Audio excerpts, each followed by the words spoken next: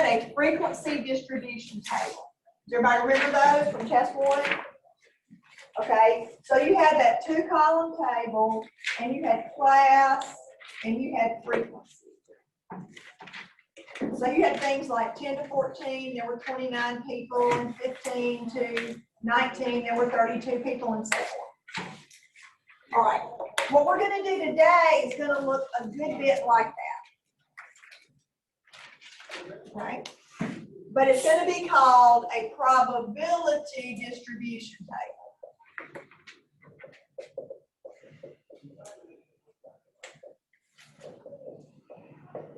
A probability distribution table. Okay. Now, on page 187 in your book, they're going to give you some requirements. Now, it's going to look like a 2-column table, like that looked like a 2-column table. So they're going to look in form identical. But this time the headings are going to be X and P at X. Now, do you remember when we did class, this was what you got, and this was the number of times you got it. This is going to be what you could get. In other words, it's your sample space. Now, what's your sample space? Because I haven't asked you that in a while. What's your sample space? If on a test I said, write out the sample space of flipping a coin, or write out the sample space for rolling a die. What's the sample space? The possibilities. It's all the possibilities. So it's not everything you got, it's everything you could what? You could possibly get. So it's all the possibilities. What do you think that P stands for? Probability.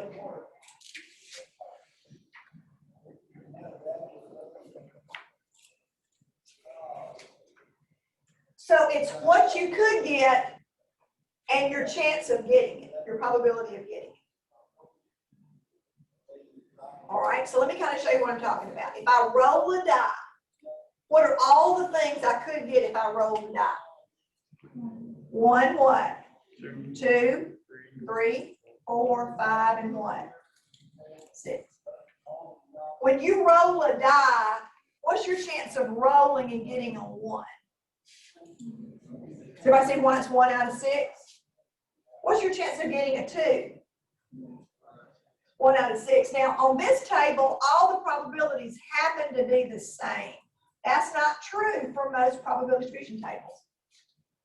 We'll do one in a minute where these numbers are not the same. Okay? It just so happens when you roll a die, everything has the same chance of being rolled. So, what you could get and your probability of getting it. All right, let me kind of show you one maybe where they don't match.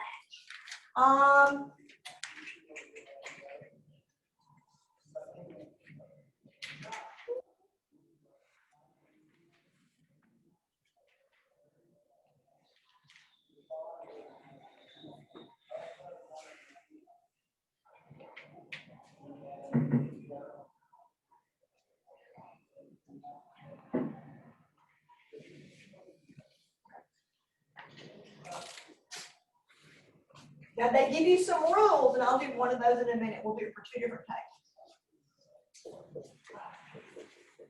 Here's what they tell you on page, what did I say it was?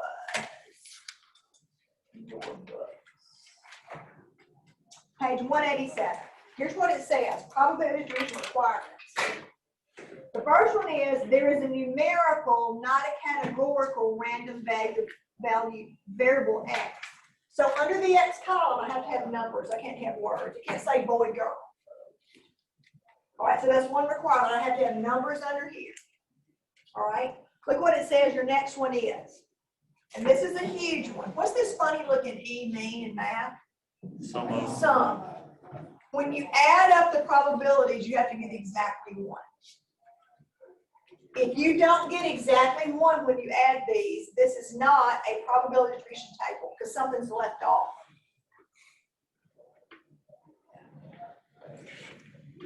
Does it make sense? Why? In 1, 100%. Well, if this is all that can happen, there's 100% chance that something in this list is going to what? Going to happen. So if you add the probability column and it does not come out to be 1, then you tell me that's not a probability distribution table. It looks like 1, but it's not 1. Then the third one is kind of redundant. You hear me say this all the time. What's every probability got to be between? Every probability in that table's got to be between what two numbers? 0 and 1. That was on your pop test. In other words, you can't have negatives that cancel something out. You can't, those kind of things. Now, you never would if it's a real probability, but I just want to double check.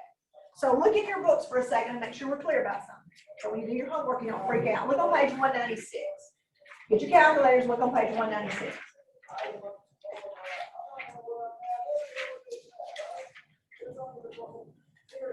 Okay. Look at, say, number 10. All right, look at problem number 10. Is problem number 10 a probability distribution table? Oh, how do you know immediately it's not? Because there are words under the X instead of numbers under the X. All right, look at number 12. How do I know I can't know by glancing. It looks like 1, doesn't it? How am I going to check to see if it is a probability distribution table? What do you got to do with your calculator? Okay, so start doing that. Add those probabilities up and see what you get.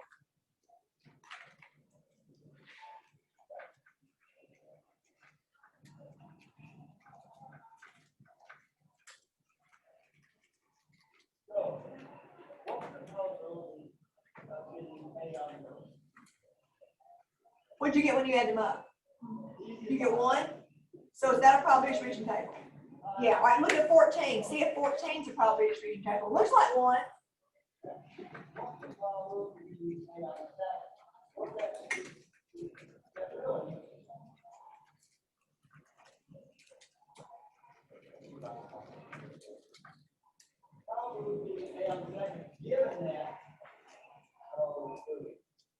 Is that one a probability distribution table? No. Why? You didn't get 1. You got point what? 934. Are we good? Question, Ben? Why is it that with the words that it's not a single space? Because they're going to do something with this. In other words, when you have words that are your sample space, you're going to have to code it somehow. Does that make sense? Okay? Because here's what they're going to want. They're going to want you to find an average in a minute. And to do the average, I'm going to have to take everything I can get times its probability, and I can't do a word times the probability. Okay? So we have to recode it somehow. Now, look at what happens though. On page, see where they do it in your book. You get your formula sheet out. All right. In your books is on page 189, but you're going to have your formula sheet, so you got to be able to find your formula sheet. See if you can find me the formula for this. We'll do this one first, and then we'll go back and do the other. Now, what does that symbol stand for? X bar. Stands for mean of a what? Sample. What does this symbol stand for? It looks like a U with a little tail on it. What does that stand for? Mean of a population. Now, do we understand this is everything that you can get? So that's why they're not going to tell you to find X bar. They're going to tell you to find mu. Because this is the whole population. That's everything you can get when you roll a die. So see if on your formula sheet you can find mu and where it says probability distribution table.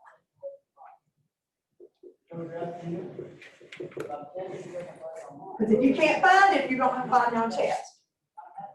You see it? It says the average of a probability distribution table is the sum of, what does it say? Doesn't it say X times P of X? Is everybody okay? Did you find it? So it's on your formula sheet, so you don't have to memorize it because it's on the sheet. Okay, so I've got to find the average of this table. Now look what it says. What do you do first? Do you add first or multiply first? What do I do first? Don't you multiply before you add in order of operations? So I've got to take every x and multiply it by its probability. After I do all that multiplying, what do I do with all those answers? I what? I add them up. So you understand, I've got a 1 over there. What's the chance you're going to roll a 1? 1 out of what? 6. Plus, you could roll a 2. What's your chance of rolling a 2? Look at your table. What is it? 1 out of 6. So all I'm doing is saying every x times its p of x all the way down the table. Okay?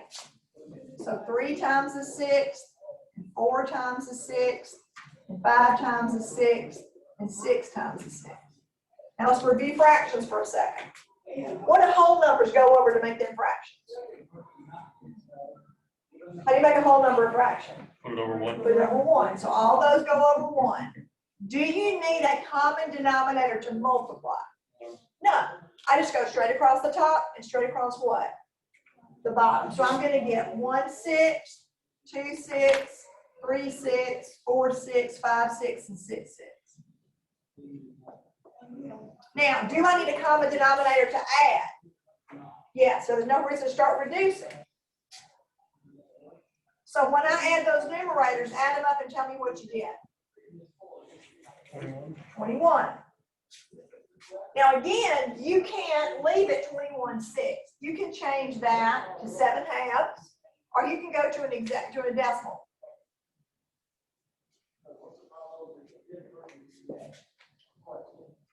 So first, does everybody understand how I got the 3 and 5 tenths? Does that make sense to everybody? Now, let's talk about what it means. Can you roll a 3 1/2 when you roll a die? No, that's your average. That means if you rolled it over and over and over and over again, I rolled the first time and got a 2, then I got a 5, then I got another 2, then I got a 6, and I got a 1, and I got a 3, and I got another, you see what I'm saying? How do you get mean? Don't you add all those up and then divide by your rolls? So that's what this means. This is your average roll, not a roll. Okay? That's why a lot of times when you're doing dice games, you don't usually roll 1. How many do you usually roll when you're rolling dice? 2. So a lot of games you win when you, what they call hit 7. In other words, you roll a 7. Well, see, the average roll for each die is about 3 1/2. Is everybody with me? So the average roll for the pairs, everybody with me? That's why hitting 7's a deal. But I'm not saying you ever roll a 3 1/2. You don't. That's your average roll. Okay. Now the other thing they're going to ask you to do is ask you to find the standard deviation on that table. So go find your formula on your formula sheet for standard deviation.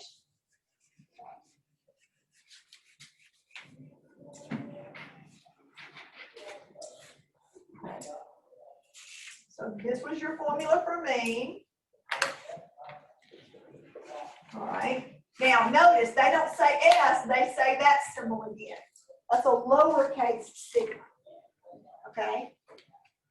That's a lowercase sigma.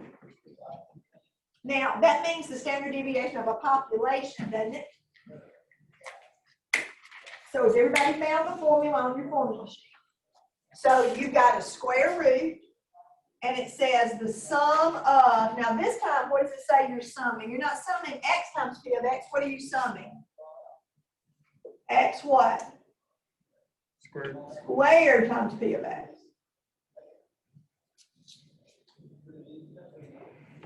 And then you've got minus mu squared over here. So make sure that you copy down parentheses and brackets and powers where they go. We don't want to get something confused. Now, do you notice, doesn't this part look almost just like that part? But it's not exactly the same. What's different about it?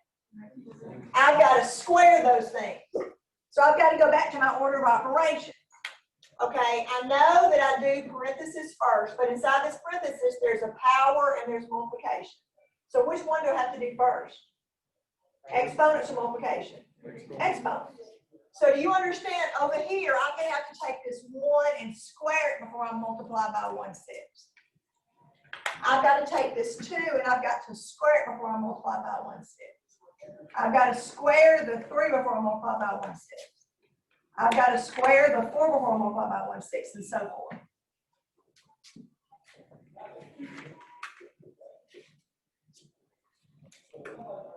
Now, 1 squared is still 1, but 2 squared is what? 4. And I'm not going to say 3 times 1/6. What am I going to say in a minute? 9 times 1/6, and so forth.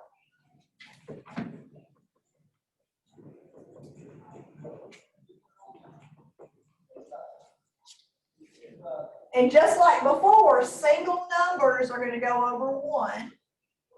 And I'm going to multiply straight across the top and straight across the bottom.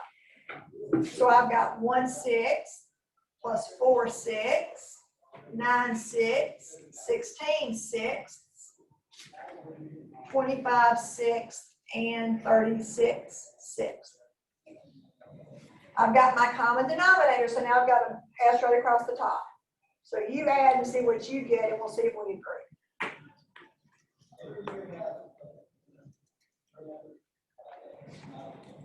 Did y'all get 91? We okay? So I've got 91/6. So I got 91/6. Everybody see where I got it?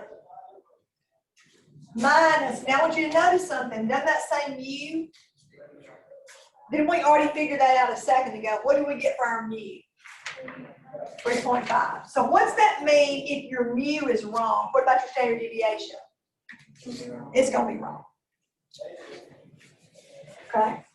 So we got to be careful. Now, if I'm going to go to approximate decimal, if you want to approximate this, you can. So 91 divided by 6 is going to be like 15.1. It's got a bunch of sixes. And then I'm going to take my 3 5/10 and I've got to square it. And then I got to do this number minus that number.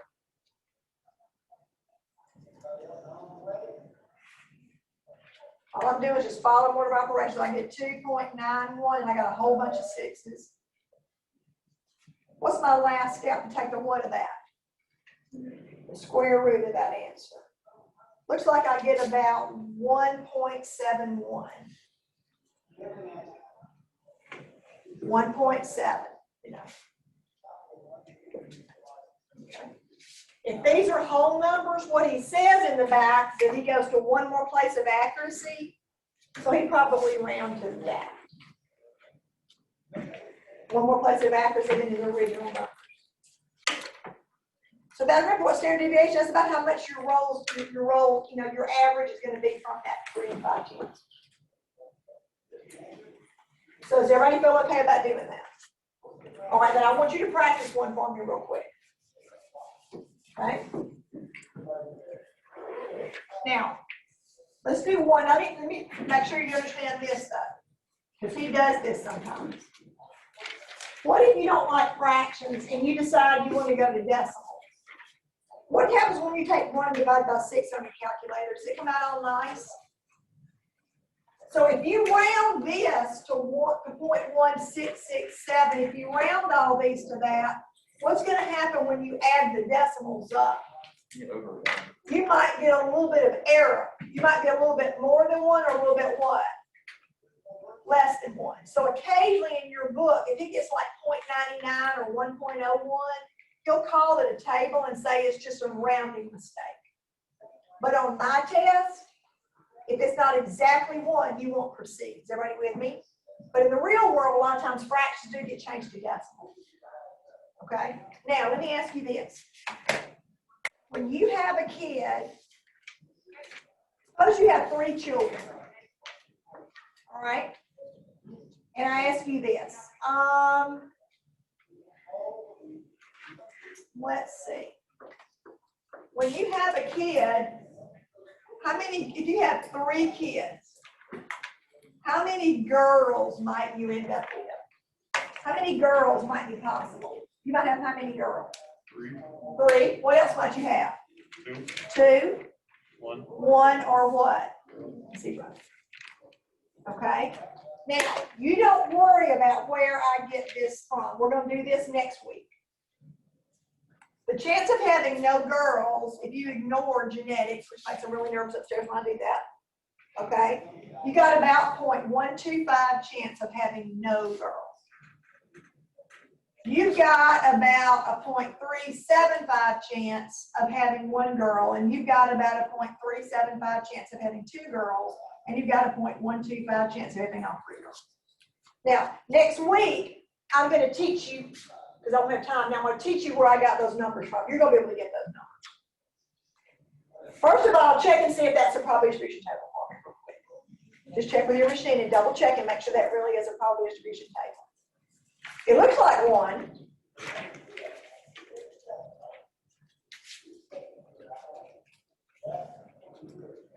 Did those probabilities add up to be 1? So what I want you to do right now is this. I want you to find me the mean of that table and the standard deviation of that table real quick. So you've got your formula sheet. If you don't have your formula sheet, you can look in your book. All right, those formulas are in your book. They're on page 189.